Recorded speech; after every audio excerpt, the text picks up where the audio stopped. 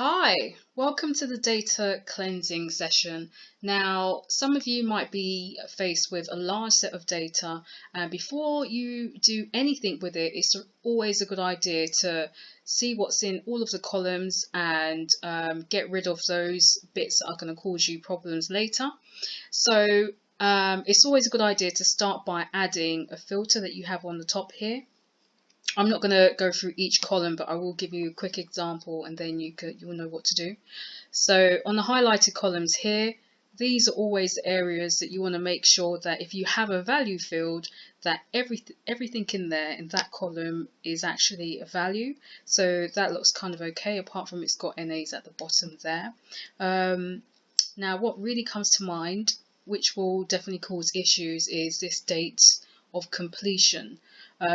So if you're working with date data, that's great, but then you have all of these NAs, on notice, reserved. It's always a good idea to do something about those. So what I would do is you will select the keys that you don't want. Sometimes you can just leave them blank rather than if you don't have a date, and then just do a quick highlight of those, of that column P.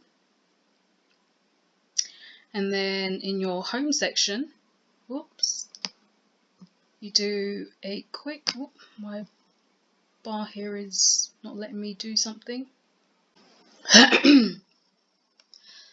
Hi, welcome to the data cleansing session. Now, some of you might be faced with a large set of data, and before you do anything with it, it's always a good idea to see what's in all of the columns and get rid of those bits that are going to cause you problems later.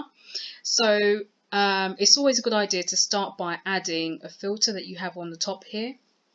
I'm not going to go through each column, but I will give you a quick example and then you'll know what to do.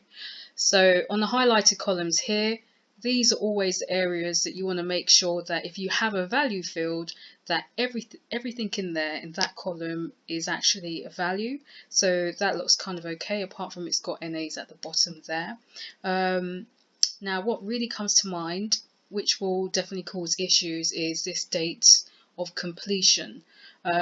So if you're working with date data, that's great, but then you have all of these NAs, on notice, reserved. It's always a good idea to do something about those. So what I would do is you will select the keys that you don't want. Sometimes you can just leave them blank rather than if you don't have a date, and then just do a quick highlight of those, of that column P. And then in your home section, whoops, you do a quick, Alright, so what you can do is go to find. So the first one will be reserved, and then you replace that with, we just want blank in that column, so we will do that, and you'll see that 9 have been replaced. So you basically just repeat that exercise. So the next one is RES, and we want to replace all of those.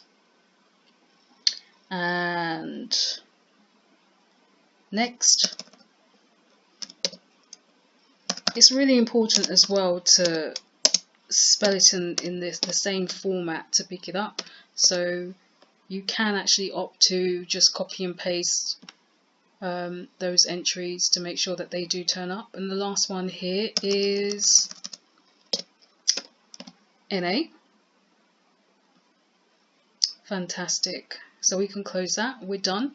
And now if we go back to our date of completion, we only have dates, and that's exactly where we want to be. Perfect. So I would repeat that exercise for all of your columns. Make sure that you're happy with all of the entries, and then we'll move on to dashboarding.